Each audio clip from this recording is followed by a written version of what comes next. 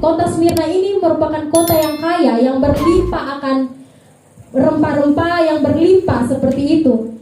Namun sehingga kita bisa melihat bahwa kok bisa kota kaya tapi ada orang miskin di dalamnya, sehingga jemaat di Smyrna ini sering dikucilkan, sering mengalami, orang bilang sering mengalami penolakan dari kaum mereka. Karena apa? Karena masa di tempat orang kaya terus ada orang miskin tinggal. Jadi orang bilang sonde level lah kalau misalnya ketong harus bergaul dengan mereka. Karena ketong kan tinggal di kota kaya. Ketong tinggal di kota kaya, serba ada. Masa ketong harus berkawan dengan jemaat Smyrna yang orang bilang miskin, son punya apa-apa. Jadi mungkin saat itu mereka tertekan, salah satunya karena mereka tidak mempunyai apa-apa, sedangkan mereka tinggal di kota yang sangat besar, yang sangat mewah, yang orang bilang sangat jauh dari kata kemiskinan. Jadi mereka seringkali mungkin dianggap sampah, mereka mungkin seringkali dianggap tidak berharga oleh orang-orang. Sehingga tekanan demi tekanan itu dialami oleh jemaat di Smyrna. Mungkin kita pernah seperti itu. Kita pernah mengalami penolakan, kita pernah mengalami penolakan dan mengalami segala hal yang mungkin membuat kita sakit hati. Kita merasa tertolak, kita merasa tidak dibutuhkan. Dan saya pun pernah merasakan seperti itu. Mungkin sakit hati yang kita terima. Namun kita melihat bahwa jemaat di Smyrna melalui apa yang mereka alami, mereka tidak dilemahkan oleh keadaan yang mereka alami. Shalom. Shalom. Pada hari ini kita bersyukur bahwa kita masih diberikan kesempatan dari Tuhan Yesus. Amin. Kita mendengarkan dan belajar bersama-sama kebenaran firman Tuhan. Saya undang jemaat Tuhan membuka Alkitab atau Alkitab Bapak Ibu semua di dalam Wahyu 2 ayat yang ke-8 sampai 11. Hari ini kita akan belajar bersama-sama kebenaran firman Tuhan dari salah satu jemaat yang ada di dalam kitab Wahyu. Salah satu jemaat dari 7 jemaat yang ada dalam kitab Wahyu. Wahyu 2 ayat yang ke-8 sampai 11. Yang sudah katakan amin. Amin. Kita akan membaca secara bersaut-sautan. Mungkin saya akan membaca pertama dan Bapak Ibu selanjutnya. Dan kita akan membaca secara bersaut-sautan. Wahyu 2 ayat yang ke-8. Kepada jemaat di Smyrna. Dan tuliskanlah kepada malaikat di Smyrna. Inilah firman dari yang awal dan yang akhir, yang telah mati dan hidup kembali. Aku tahu kesusahanmu dan kemiskinanmu, namun engkau kaya, dan fitnah mereka yang menyebut dirinya orang Yahudi, tetapi yang sebenarnya tidak demikian. Sebaliknya mereka adalah jemaat iblis. Jangan takut terhadap apa yang harus engkau derita. Sesungguhnya iblis akan melemparkan beberapa orang dari antaramu ke dalam penjara supaya kamu dicobai, dan kamu akan beroleh kesusahan selama 10 hari. Hendaklah engkau setia sampai mati, dan aku akan mengaruniakan kepadamu mahkota kehidupan. Siapa bertelinga, hendaklah ia mendengarkan apa yang dikatakan Roh kepada jemaat-jemaat. Barang siapa menang, ia tidak akan menderita apa-apa oleh kematian yang kedua. Baik Bapak Ibu, amin untuk kebenaran firman Tuhan. Kita percaya bahwa jadi ketika kita membaca surat ini, kita melihat bahwa surat ini ditulis atau perikop ini ditulis oleh Yohanes untuk jemaat di Smyrna. Dan tadi kita mendapati ketika kita membaca ini satu saja kesimpulannya. Jadi jemaat Smyrna ini bukan jemaat yang kaya, bukan jemaat yang mungkin punya segalanya seperti itu, tapi didapati bahwa di ayat 9 bilang bahwa aku tahu kesusahan dan kemiskinanmu. Jadi kesimpulannya jemaat Smyrna ini miskin. Dan Bapak Ibu, saya menamai judul khotbah saya pada malam hari ini, miskin tapi kaya. Ayo kita ulangi, miskin tapi kaya. Wah, miskin tapi kaya itu yang bagaimana sebenarnya? Sudah miskin, terus kok kaya seperti itu? Mungkin kita bertanya-tanya, miskin tapi kaya.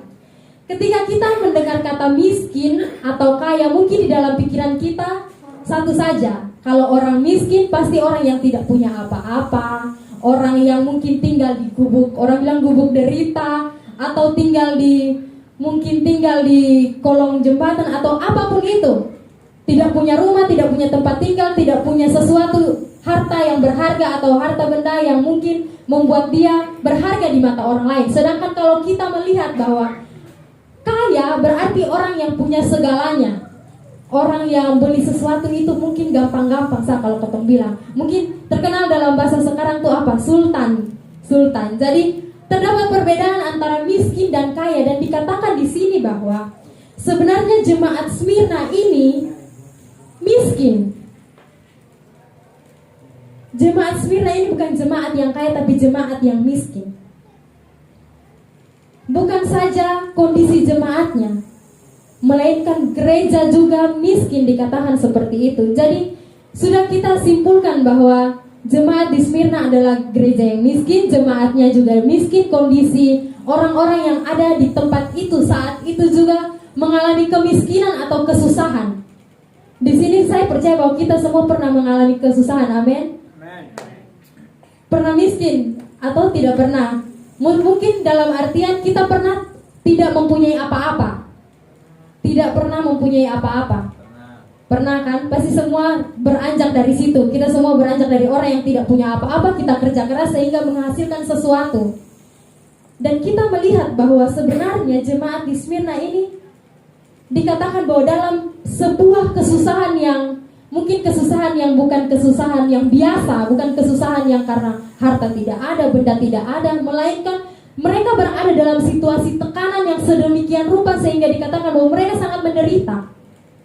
Nah, Bapak Ibu saudara-saudari dikasihi oleh Tuhan, kemiskinan dan kesusahan ini bukan saja mengarah kepada harta atau keadaan jasmani mereka, tapi di sisi lain Tuhan mengatakan bahwa sebenarnya mereka ini adalah orang yang kaya. Mereka sebenarnya orang yang kaya. Lalu kenapa Tuhan berbicara seperti itu? Jadi hanya sekedar Bapak Ibu tahu bahwa dari ketujuh jemaat Tuhan ini, salah satunya jemaat Smyrna ini adalah jemaat yang dipuji oleh Tuhan. Karena mereka ini miskin, tapi Tuhan anggap bahwa mereka ini kaya.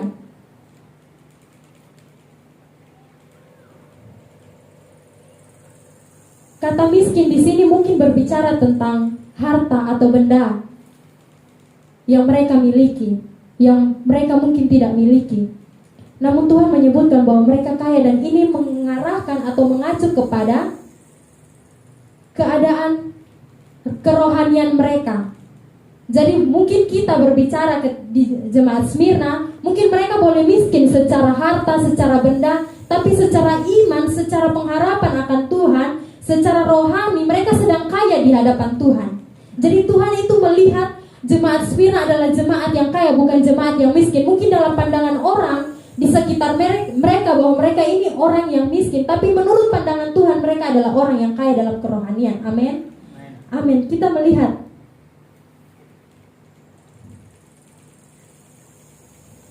Tuhan tahu pasti keadaan saat itu yang dialami oleh jemaat Smyrna. Tuhan mengerti jelas.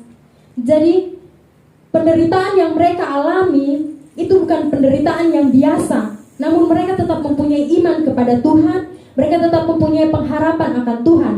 Namun mereka bersedia untuk setia kepada Tuhan dengan sungguh-sungguh. Maka pemeliharaan Tuhan akan nyata dalam kehidupan orang percaya. Amin. Ini bukan saja berlaku kepada jemaat Smyrna, tapi mari kita amin sama-sama bahwa ini akan berlaku dalam kehidupan kita sebagai orang percaya. Amin.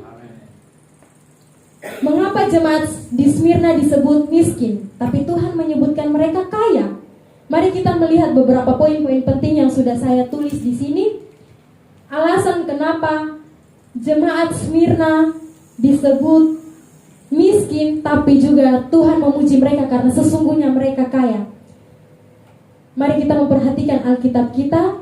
Dan poin yang pertama, jemaat di Smyrna tidak dilemahkan oleh keadaan. Jadi penderitaan yang dialami, kesusahan yang dialami oleh jemaat di Smyrna bukan sebuah kesusahan yang biasa. Namun kesusahan ini dalam ayat ini menggunakan kata tilipsis.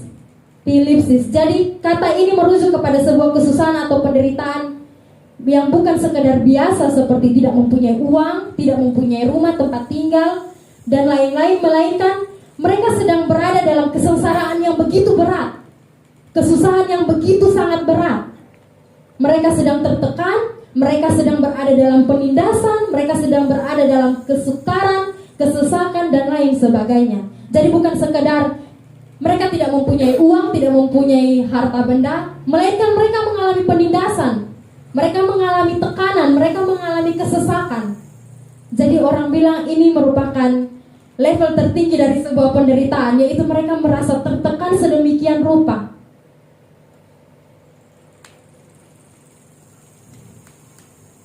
Ketika kita melihat kota Smyrna ini sebenarnya bukan kota yang miskin. Kota Smyrna ini merupakan kota yang kaya, yang berlimpah akan rempah-rempah, yang berlimpah seperti itu. Namun sehingga kita bisa melihat bahwa kok bisa kota kaya tapi ada orang miskin di dalamnya, sehingga jemaat di Smyrna ini sering dikucilkan, sering mengalami, orang bilang sering mengalami penolakan dari kaum mereka. Karena apa? Karena masa di tempat orang kaya terus ada orang miskin tinggal. Jadi orang bilang sonde level lah kalau misalnya ketong harus bergaul dengan mereka. Karena ketong kan tinggal di kota kaya. Ketong tinggal di kota kaya, serba ada. Masa ketong harus bakawan dengan jemaat Smyrna yang orang bilang miskin, son punya apa-apa. Jadi mungkin saat itu mereka tertekan salah satunya karena mereka tidak mempunyai apa-apa, sedangkan mereka tinggal di kota yang sangat besar, yang sangat mewah, yang orang bilang sangat jauh dari kata kemiskinan. Jadi mereka seringkali mungkin dianggap sampah, mereka mungkin seringkali dianggap tidak berharga oleh orang-orang. Sehingga tekanan demi tekanan itu dialami oleh jemaat di Smyrna. Mungkin kita pernah seperti itu. Kita pernah mengalami penolakan, kita pernah mengalami penolakan dan mengalami segala hal yang mungkin membuat kita sakit hati. Kita merasa tertolak, kita merasa tidak dibutuhkan. Dan saya pun pernah merasakan seperti itu. Mungkin sakit hati yang kita terima. Namun kita melihat bahwa jemaat di Smyrna melalui apa yang mereka alami, mereka tidak dilemahkan oleh keadaan yang mereka alami. Mereka tidak dilemahkan dengan kondisi yang mereka alami. Melainkan mereka terus mengasah iman mereka untuk lebih lagi percaya kepada Tuhan, mempunyai iman sedemikian rupa kepada Tuhan. Pada masa itu kemiskinan bukan sebagai sesuatu yang menjijikan, tapi juga orang bilang sesuatu yang menjijikan atau lain sebagainya. Kemiskinan dipandang sebagai sesuatu yang buruk, sesuatu yang memalukan. Jadi bayangkan Bapak Ibu, kalau Bapak Ibu tinggal di kota Kupang yang mungkin semua orangnya itu kaya dan hanya Bapak Ibu yang tidak mempunyai apa-apa. Bapak Ibu akan dianggap sebagai orang yang memalukan, orang yang menjijikan, orang yang tidak dipandang cuma sebelah mata. Dan itu pun dirasakan oleh jemaat di Smyrna, di mana mereka mengalami tekanan oleh pemerintahan, terus oleh orang-orang di sekitar mereka. Jadi penderitaan mereka itu seperti double seperti itu.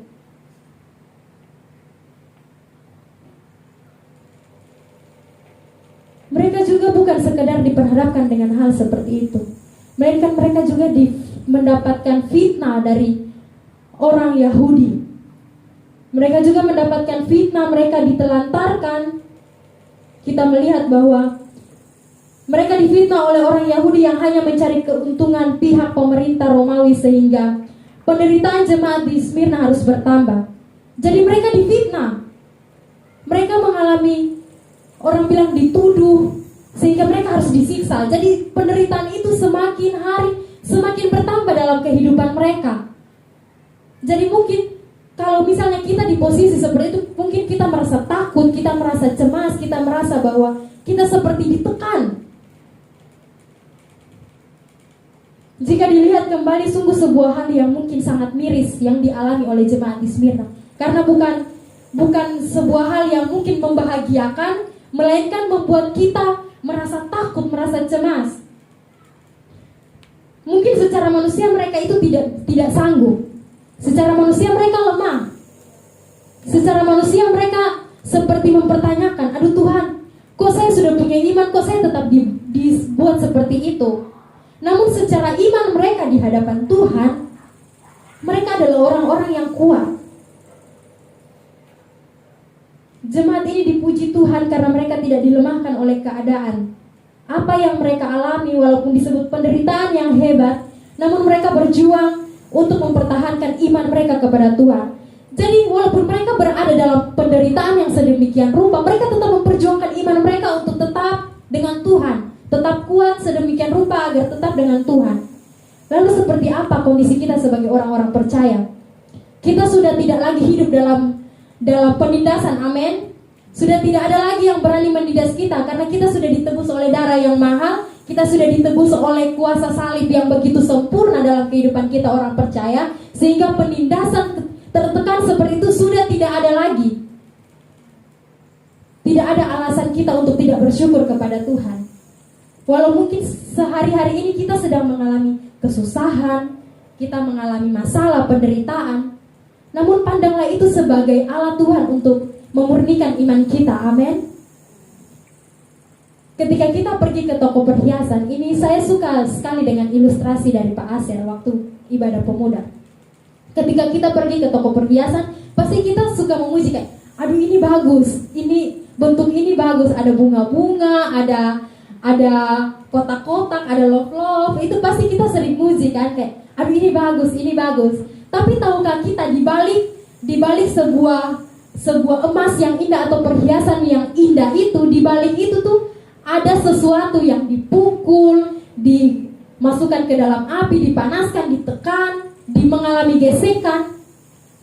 Jadi kadang kita cuma puji keindahannya doang, kayak aduh ini barang nih indah, tapi tidak tahukah kita bahwa proses emas itu bukan proses yang orang bilang cuman gampang-gampang begitu terus cering jadi gitu. Tidak seperti itu. Harus ada gesekan, dipukul dulu, dimasukkan ke dalam api, dipanaskan dulu, terus dikeluarkan lagi, dipukulkan lagi, terus dibentuk.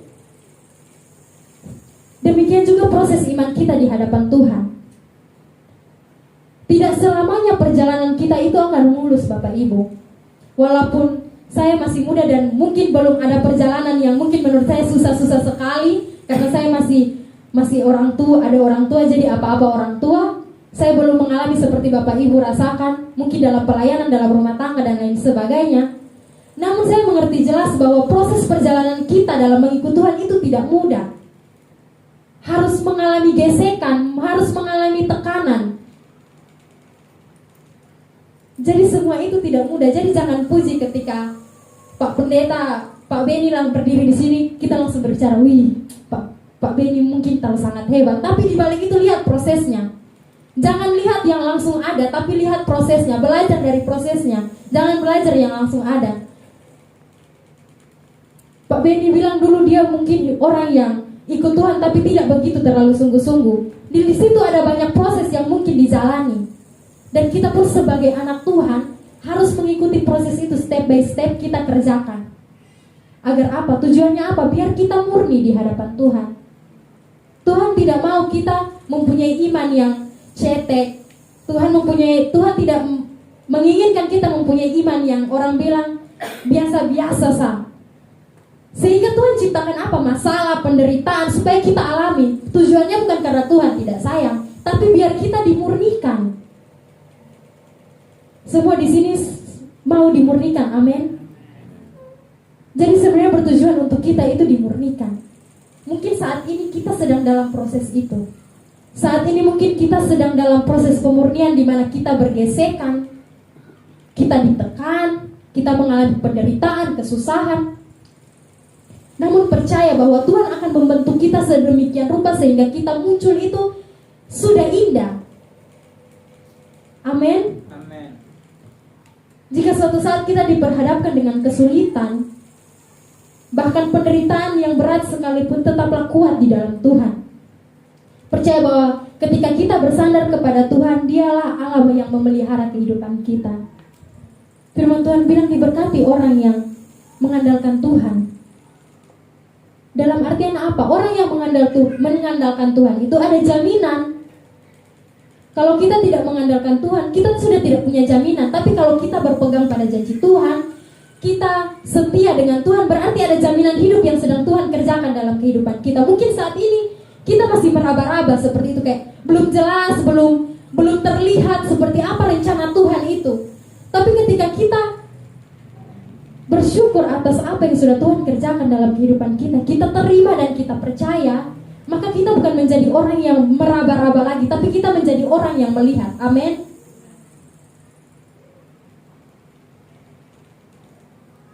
Jadi jangan mau dilemahkan oleh keadaan. Keadaan mungkin bisa mematahkan semangat kita. Keadaan mungkin bisa membuat goyah iman kita. Tapi jangan berfokus kepada keadaan yang kita alami, tapi pandanglah kepada Tuhan. Pandanglah kepada Tuhan. Biar kita tidak mudah diombang-ambingkan keadaan. Jadi orang bilang, kalau kita sudah hidup di dalam Tuhan, itu berarti Tuhan sedang merencanakan sesuatu dalam kehidupan kita. Dan saya pun percaya hal seperti itu. Saya sangat percaya dan saya sangat mengimani bahwa orang yang hidup di dalam Tuhan, walaupun dia menderita sekalipun, dia berada dalam penderitaan sekalipun, dia tetap kuat di dalam Tuhan. Karena yang dia andalkan bukan manusia, tetapi Tuhan. Yang angkat dia bukan tangan manusia yang gampang lemah, tapi yang angkat dia tangan Tuhan. Jadi jangan mau dilemahkan oleh keadaan.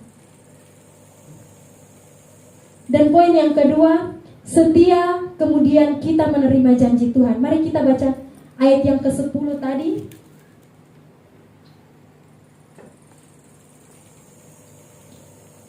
Jangan takut terhadap apa yang harus engkau derita. Sesungguhnya iblis akan melemparkan beberapa orang di antara kamu ke dalam penjara, supaya kamu dicobai dan kamu akan beroleh kesusahan selama 10 hari. Hendaklah engkau setia sampai mati, dan aku akan mengaruniakan kepadamu mahkota kehidupan. Jadi di sini hendaklah engkau setia sampai mati, bukan hendaklah engkau setia sampai umur 17 tahun, 50 tahun, 20 tahun. Di sini dikatakan hendaklah engkau setia sampai mati. Jadi kesetiaan itu penting, Bapak Ibu.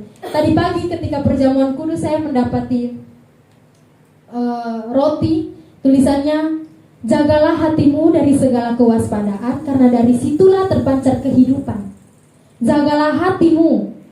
Jadi pentingnya kita menjaga hati ini untuk tetap setia dengan Tuhan, karena kita tidak tahu besoknya itu apa yang akan terjadi. Mungkin kita akan menerima sesuatu yang jahat dari orang lain. Orang lain akan jahatin kita, orang lain akan tuduh kita, orang lain akan berbuat segala sesuatu yang mungkin mencelakakan kita. Tapi kalau kita menjaga hati kita, saya percaya bahwa kita sedang melangkah dengan Tuhan. Amin. Aku akan mengaruniakan kepadamu mahkota kehidupan. Jadi di sini ada janji Tuhan yang begitu besar kepada kita semua.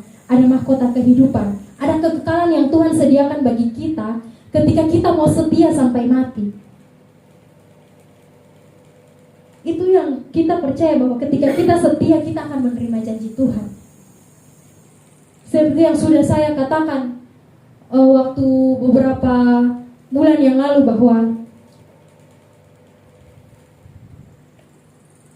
bahwa kalau kita menerima janji Tuhan, berarti kita bukan orang yang sama. Kita menjadi orang yang dibaharui. Kehidupan kita sudah tidak lagi suka mabuk-mabukan, kehidupan kita tidak suka bergosip, kehidupan kita tidak suka jelekin orang. Pokoknya kehidupan kita akan berbeda. Kita akan mencerminkan gambaran Kristus dalam kehidupan kita. Karena kehidupan kita sudah berbeda. Karena kita sudah menerima janji itu kepada Tuhan. Bapak Ibu saudara-saudari yang dikasihi oleh Tuhan, sebagai manusia jemaat di Smyrna, mungkin pada saat itu mereka merasa ketakutan. Namun mereka tetap percaya bahwa ketika mereka setia sampai mati, ada sesuatu yang Tuhan janjikan kepada mereka. Tidak apa-apa mereka miskin secara jasmani, yang penting kaya secara rohani. Amin. Tidak apa-apa kita mungkin saat ini tidak mempunyai apa-apa. Tidak apa-apa kalau kita saat ini mungkin begitu kehilangan banyak hal. Namun kita percaya bahwa ketika kita menyerahkan hidup kita kepada Tuhan, maka semuanya itu, mau penderitaan, mau kesusahan, itu tidak bisa pisahkan kita dari kasih Tuhan. Amin. Amin. Tuhan akan tetap melindungi mereka. Jadi kesetiaan dari jemaat Smyrna menjadi sebuah langkah yang baik dalam mempertahankan iman mereka kepada Tuhan. Bahkan Tuhan menjanjikan kepada mereka berkat, yaitu mahkota kehidupan jika mereka setia sampai akhir hidup mereka. Jadi Tuhan bukan saja menjadi sumber kekuatan, namun menjadi sumber kehidupan bagi setiap orang percaya, asalkan kita sungguh-sungguh di hadapan Tuhan, kita mengandalkan Tuhan. Sehingga Dia bukan Tuhan yang melupakan janjinya, tapi Dia adalah Tuhan yang selalu tepat janji. Amin. Ketika Tuhan berjanji, Tuhan tidak pernah mengingkari, karena Dia Allah yang tidak pernah berdusta dengan siapapun dan apapun. Jadi jangan bilang bahwa ketika Tuhan berjanji terus Dia lupa. Tuhan tidak pernah lupa. Mungkin saat ini kita belum menerima, tapi kita percaya bahwa hari besok, 2 hari lagi, bulan depan, tahun depan, bahkan sampai kapanpun waktunya Tuhan tentukan, kita akan menerima. Amin. Kita percaya bahwa Tuhan itu Allah yang setia, yang selalu menolong kehidupan kita. Terkadang kita melakukan sesuatu dengan harapan ada sebuah imbalan. Ada give and take. Jadi ketika kita memberi, ada juga sesuatu yang kita ambil. Jadi kita mengharapkan sebuah imbalan dari seseorang, sehingga kita memfokuskan diri untuk apa? Untuk imbalan tersebut, bukan berfokus kepada apa yang kita kerjakan dan kita lakukan.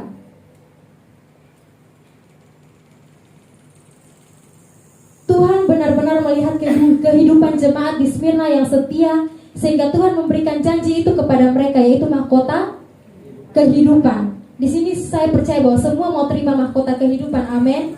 Asalkan kita apa? Setia sampai mati.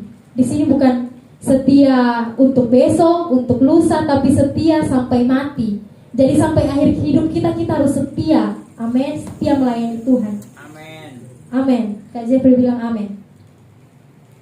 Dalam kehidupan kita sebagai orang percaya, mari kita memperhatikan hidup kita, apakah sudah setia atau belum. Setia, firman Tuhan bilang setia dalam hal-hal kecil. Setia dalam hal-hal kecil, maka Tuhan akan mempercayakan hal-hal besar untuk kita kerjakan dan kita lakukan. Jadi setia dulu dalam hal-hal kecil. Jadi ingat, yang mungkin baru-baru memulai hubungan sama kita tadi Pak bilang, harus setia. Jangan di Sumba ada, di Sabu ada, di Rote ada, jadi setiap tikungan ada. Jadi ingat, harus setia. Amin. Amin Kak Jeffrey. Amin. Kak Jeffrey bilang amin, berarti harus amin. Oke, jadi setiap kita mempercayakan Tuhan mempercayakan kita hal-hal kecil, maka hal-hal besar itu akan Tuhan percayakan juga. Intinya kita setia. Kita berdoa agar semakin dekat dengan Tuhan melalui kita membaca Alkitab, merenungkan kebenaran firman Tuhan. Kita berdoa kepada Tuhan sehingga kita semakin setia. Langkah-langkah kita mewujudkan langkah-langkah setia kepada Tuhan. Dan Bapak Ibu saudara-saudari yang dikasihi oleh Tuhan, dan poin yang terakhir adalah mereka berkemenangan di dalam Tuhan. Di ayat yang ke-11, siapa bertelinga hendaklah ia mendengar apa yang dikatakan Roh kepada jemaat-jemaat. Barang siapa menang, ia tidak akan menderita apa-apa oleh kematian yang kedua. Amin. Jadi penderitaan yang dialami oleh jemaat di Smyrna merupakan sebuah penderitaan yang mungkin sangat berat jika dilalui tanpa Tuhan. Sangat berat jika mereka melalui tanpa, orang bilang hanya dengan kekuatan mereka sendiri. Mereka tidak akan bisa sanggup. Mereka hanyalah orang yang menderita jika tanpa Tuhan, namun mereka menjadi orang yang berkemenangan di dalam Tuhan. Secara manusia mungkin mereka kalah dengan kondisi yang semakin hari semakin menyudutkan mereka, menyusahkan mereka. Namun secara iman mereka adalah orang yang berkemenangan di dalam Tuhan, sebab Tuhan menyertai kehidupan jemaat itu. Amin. Dan saya percaya bahwa jemaat Tuhan juga akan menyertai kita jemaat di tempat ini. Amin. Amin. Tuhan ingin jemaat di Smyrna memikirkan bahwa penderitaan yang mereka alami tidak sebanding dengan penderitaan kekal yang nanti mereka akan alami, itu kematian kedua. Jadi Tuhan bilang, mungkin lebih bosong harus menderita sekarang biar bosong pun iman lebih dekat dengan beta, daripada bosong akan mengalami kematian kedua. Dan saya percaya kita pun, mungkin kita tidak takut mati, tapi kita takutnya itu mati itu maksudnya tuh di mana? Maksudnya di mana? Betul atau benar? Kadang saya merenungkan, jadi saya masih punya om yang masih punya banyak om yang sampai saat ini belum mengenal Tuhan, atau mereka Kristen tapi mereka belum mengenal Tuhan. Dan kehidupan mereka itu tiap hari hanya dipaklaru, orang bilang. Kehidupan mereka hanya dipaklaru, Bapak Ibu. Dan ketika salah satu dari om saya dipanggil Tuhan, saya duduk dan saya bertanya seperti ini, Tuhan, kira-kira dia di mana ya? Maksudnya dia tuh masuk mana ya? Kayak orang bilang, ketunjuk bertanya-tanya seperti itu, karena kehidupan dia ini dia belum bertobat. Dia sudah mendengarkan Injil dan belum bertobat. Dia masih keras hati. Akhirnya dia mati dalam keadaan dia yang masih belum bertobat. Dan saya pun sedih. Saya melihat bahwa banyak di antara kita yang terkadang kita menyepelekan hal-hal tersebut. Sudah, kalau mau mati, nah mati. Tapi kita melihat bahwa lebih menderita mana? Ketong yang saat ini mengalami penderitaan, terus ketong pun iman semakin dekat dengan Tuhan, atau ketong yang suatu saat akan menderita sampai kekal. Jadi Bapak Ibu, kita pikirkan hal itu. Firman Tuhan bilang, pikirkan tuh yang di atas, bukan yang di dunia pun. Yang di dunia pun tuh pasti yang tawar tuh enak-enak. Minum mabuk enak, isap rokok enak, semua enak. Semua yang dunia tawarkan itu enak. Tapi firman Tuhan bilang, apa yang Tuhan tawarkan tuh sonde sama ke yang dunia tawarkan. Makanya kita harus pikirkan kehidupan kita, memperhatikan kehidupan kita. Tuhan bukan saja datang untuk menyelamatkan, namun Ia juga menghukum orang berdosa, sehingga hal yang harus dilakukan oleh orang percaya adalah bersungguh-sungguh di dalam Tuhan dan mempersiapkan diri akan kedatangan Tuhan. Kita rindu bahwa ketika Tuhan datang kita sudah siap. Jangan Tuhan mendapati kita dalam keadaan yang dipaklaru, keadaan yang di diskotik mungkin, atau orang bilang kalau di Tenol, kalau Bapak Ibu tahu ada tempat yang orang bilang tempat-tempat para sondebae, orang bilang tempat sondebae. Jangan Tuhan dapati kita di sana. Jangan Tuhan dapati Kak Zefri di sana, jangan Tuhan dapati Kak Ones di sana, gitu kan? Tuhan bilang, kok ini anak tadi siang baru pelayanan, terus sore sudah di sana. Jadi Tuhan bingung, ini Tuhan tunggu, beta pikir-pikir dong, pikir-pikir dong. Jadi jangan seperti itu. Jadi ketika Tuhan datang, Tuhan mendapati kita, hati kita ini sudah siap. Atau ketika kita dipanggil, Tuhan mendapati hati kita ini sudah siap. Jangan bilang, aduh Tuhan dia kasih pulang betahane, belum bertobat nih, Tuhan kasih pulang beta, dia sudah terlambat, naik sudah apa, naik.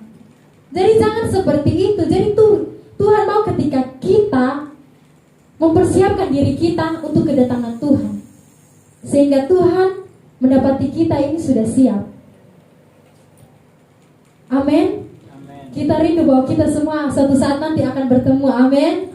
Amin. Amin yang keras dong. Amin. Amin. Amin. Kalau amin kecil berarti masa aja. Oke. Kita melihat bahwa Tuhan merindukan kita semua dalam kehidupan kita, mempersiapkan diri kita. Waktu Pak Beni menjelaskan bahwa mimpinya Pak yang mungkin membuat saya sangat ngeri. Kedatangan antikris itu mungkin menurut saya sangat menakutkan ketika masa itu akan terjadi. Jadi Bapak Ibu, kita pikirkan memang saat ini, kita pikirkan memang sekarang hidup kita. Jangan pikirkan yang di dunia. Pikirkan urusan kita dengan Tuhan, hidup kita dengan Tuhan. Karena dunia ini sementara, semuanya ini sementara. Kita Pengkhotbah bilang semua ini tuh sia-sia. Semua tuh sia-sia, kehidupan kita pun sia-sia. Jadi ketika kita masih hidup, pakai kesempatan yang Tuhan berikan ini untuk melayani Tuhan, untuk mempersiapkan diri kita. Tidak ada pekerjaan yang orang saya bilang tidak ada pekerjaan yang lebih bermanfaat selain kita mempersiapkan diri kita untuk kedatangan Tuhan. Amin. Dan saya pun sering bilang ini sama kedua orang tua saya. Walaupun mungkin mereka masih muda, tapi saya bilang saya tidak tahu kapan Tuhan mau panggil bapak atau mama. Tapi selagi hidup pakai itu untuk memuliakan Tuhan. Makanya kalau mereka sudah marah-marah di rumah, saya sudah bilang, ingat persiapkan diri. Oh, ini kalau dia datang baru dapat marah-marah begini. Itu nanti langsung mulai pikir-pikir. Jadi ketika kita hidup ini, persiapkan diri kita. persiapkan diri kita. Kalau biasa kita ke gereja pakai pakaian rapi, siap-siap, begitupun juga ketika kedatangan Tuhan, hati kita ini harus siap. Sehingga apa? Itu mahkota kehidupan, mahkota kekekalan itu akan kita terima. Amin. Cepat atau lambat Tuhan akan segera datang, sehingga kita sebagai orang percaya harus mempersiapkan diri menyambut kedatangannya. Hidup dengan benar di hadapan Tuhan dan percaya kepada Dia. Hidup dengan benar di hadapan Tuhan. Bukan berbicara bahwa kita tidak pernah melakukan dosa, tapi hidup dengan benar. Hidup dengan benar. Jadikan ini yang hari-hari kita baca sebagai pedoman hidup kita. Jadikan ini sebagai cara tingkah laku kita untuk hidup, sehingga kita tidak terombang-ambing oleh situasi keadaan duniawi yang semakin hari saya bilang semakin jahat. Sehingga firman Tuhan bilang apa? Jagalah hati kita dari segala kewaspadaan. Kita tidak tahu kapan iblis akan datang mencobai kita, sehingga kita harus pentingnya menjaga hati kita. Bapak Ibu saudara-saudari yang dikasihi oleh Tuhan, jemaat di Smyrna memberikan kita teladan yang baik. Sebagai orang percaya bahwa penderitaan dalam perjalanan hidup kekristenan itu pasti ada. Jadi bukan pasti tidak ada, tapi ini pasti ada. Penderitaan itu pasti ada, kesusahan itu pasti ada.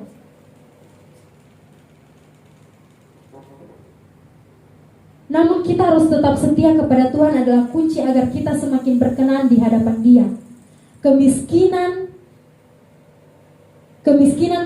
penderitaan, kesesakan, sekalipun itu datang kepada kita, tidak bisa memisahkan kita dengan kasih Tuhan. Amin. Dia tetap mengasihi kita. Kalau Dia tidak mengasihi kita, tidak mungkin Dia capek-capek pikul itu salib yang begitu berat. Tidak capek-capek, tidak usah capek-capek tangannya itu dipaku. Sehingga kita hari ini ada semua bukan karena kekuatan kita. Tidak ada alasan kita untuk berhenti mengikuti Tuhan, karena sudah terbukti dalam kehidupan kita. Amin. Semua yang kita punya itu sia-sia, semua itu dari Tuhan. Tuhan mau ambil, Tuhan ambil. Jadi apa yang kita punya hari ini, pakai itu untuk memuliakan Tuhan. Jangan pakai untuk hal-hal yang lain.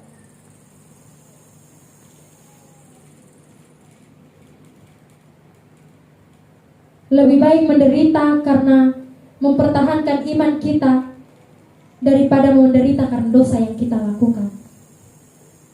Lebih baik menderita karena iman kita kepada Tuhan, mempertahankan iman kita di hadapan Tuhan,